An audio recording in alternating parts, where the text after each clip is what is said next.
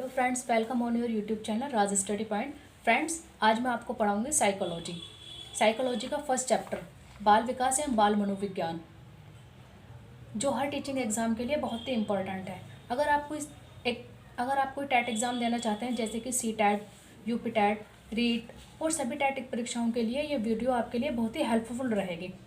Friends, इस video में मैंने आपको पहला पार्ट कंप्लीट करा दिया, जो मैंने अपने यूट्यूब चैनल पर अपलोड कर दिया है। अगर आपने उसको नहीं देखा तो पहले आप उस पार्ट को देख लें, उसके बाद हम सेकंड पार्ट आज कंटिन्यू रखेंगे। चलिए फ्रेंड्स, अब स्टार्ट करते हैं। वृद्धि और विकास की संकल्पना। आज मैं आपको बताती हूँ वृद्धि और विकास में क्या अंतर है। वृद्धि मतलब ग्रोथ क्या चीज़ है फ्रेंड। देखिए, वृद्धि विकास की प्रक्रिया का एक चरण होता है। वृद्धि क्या चीज़ है? ये विकास की प्रक्रिया का ही एक चरण होता है। इसका क्षेत्र सीमित होता है। वृद्धि, देखिए वृद्धि क्या चीज़ होती है। वृद्धि एक सीमा तक ही सीमित रहती है। ये नहीं है कि वृद्धि जीवन तक चलते रहे। वृद्धि का एक टाइम होता है और वो एक टाइम के बाद ही रुक जाती है। लेकिन विकास क्या होता है? विकास जीवन पर्यंत चलता रहता है। अब मैं आपको बताती हूँ उसका दूसरा पॉइंट। वृद्धि की क्रिया आजीवन नहीं चलती। बालक के परिपक्व होने के साथ ही यह रुक जाती है। वृद्धि क्या है कि देखिए, जैसे कि शैशवावस्था में, बाल्यावस्था में, किशोरावस्था तक वृद्धि होती रहती है। उसके बाद एक स्टेज आती है किशोरावस्था, उसके बाद बालक की वृद्धि रुक जाती है, फिर वृद्धि आगे नहीं होती है। अब मैं आपको बताती हूँ आगे नेक्स्ट पॉइंट। वृद्धि शब्द का परिमाणात्मक परिवर्तनों, जैसे बच्चे के बड़े होने के साथ उसके आकार, लंबाई, ऊंचाई इत्यादि के लिए होता है। देखिए, परिमाणात्मक मतलब वृद्धि शब्द का प्रयोग परिमाणात्मक मीन्स बच्चे का बड़ा होना, उसके आकार में वृद्धि, उसकी लंबाई, ऊंचाई इत्यादि के लिए होता है।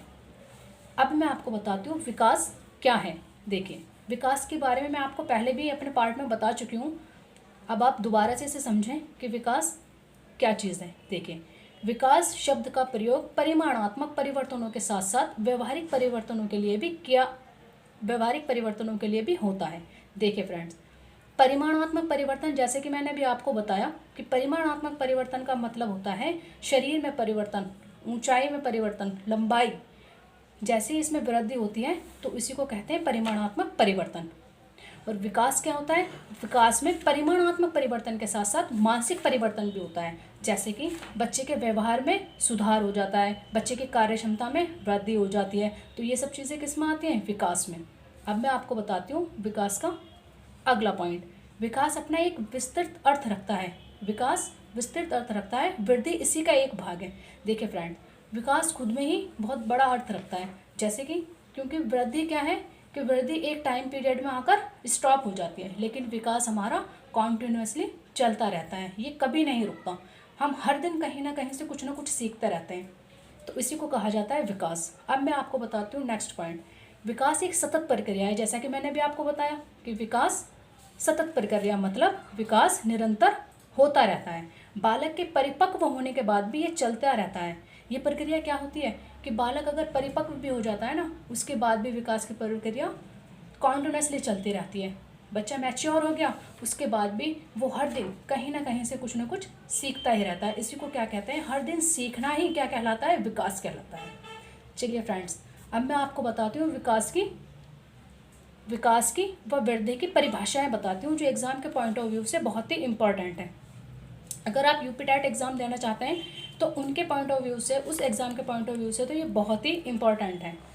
जैसे कि हमारे साइकोलॉजिस्ट हैं जेम्स ड्रेवर, इन्होंने विकास के बारे में क्या कहा है? विकास प्राणी में होने वाला प्रगतिशील परिवर्तन है जो किसी लक्ष्य की ओर निर्देशित होता है। देखिए, विकास क्या चीज़ है? प्राणी में होने वाला प्रगतिशील परिवर्तन है जो किसी लक्ष्य की ओर निर्देशित होता है, ऐसा कहा है जेम्स ड्रेवर ने। अब मैं आपको बताती हूँ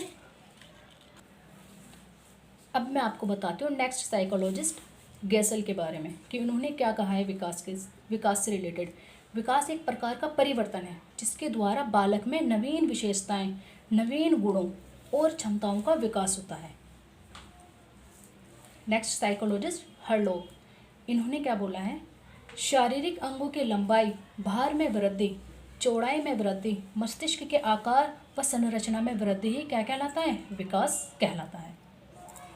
स्किनर, ये हमारे साइकोलॉजिस्ट हैं, इनका पूरा नाम BF स्किनर है। इन्होंने एक डेफिनेशन दी है विकास के बारे में। इन्होंने बताया है कि विकास जीव और उसके वातावरण की अंत्यक्रिया का प्रतिफल है। क्या होता है विकास बच्चे के अंदर कैसे होता है? बच्चा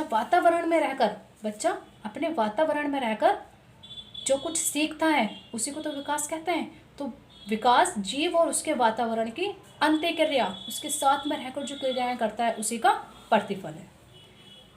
अब मैं आपको बताती हूँ विकास के प्रकार। विकास के प्रकार बहुत ही ज़्यादा इम्पॉर्टेंट पॉइंट है एग्ज़ाम के पॉइंट ऑफ व्यू से। मैं आपको बताती हूँ शारीरिक विकास। देखिए शारीरिक विकास क्या होता है?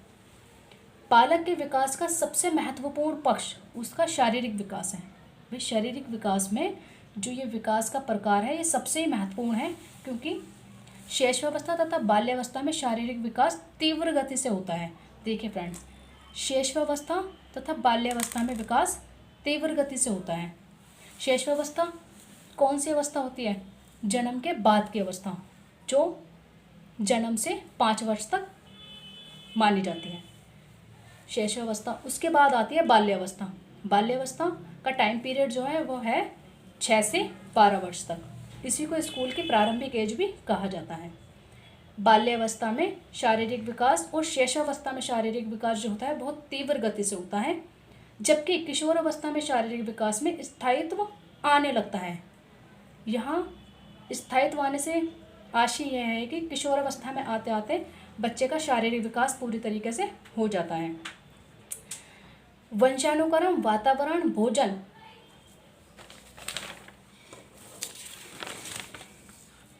दिनचर्या, खेलकूद, व्यायाम, पालन पोषण शारीरिक विकास को प्रभावित करते हैं। देखिए बच्चे को आप किस तरीके का खाना देते हैं, बच्चे से व्यायाम कराना, उनका पालन पोषण, तो ये सब चीज़ें क्या होती हैं उसके शारीरिक विकास को प्रभावित करती हैं। बच्चे की दिनचर्या कैसी है, बच्चा खेल कूद में किस तरीके से कर रहा है, बच्चे का व्यायाम, बच्चे का पालन पोषण, उसको अच्छा से अच्छा खाना देना, मतलब न्यूट्रिशंस अच्छा, जिस तरीके की आप डाइट प्रोवाइड बच्चे को कर रहे हो तो वो उसके शारीरिक विकास के लिए बहुत ही प्रभावित करती हैं। अब मैं आपको बताती हूँ, हमारे एक साइकोलॉजिस्ट हैं E. पार्कर, इन्होंने क्या कहा है शारीरिक विकास से रिलेटेड। E. पार्कर के अनुसार वृद्धि कभी मंद गति से होती है तो कभी तीव्र गति से होती है।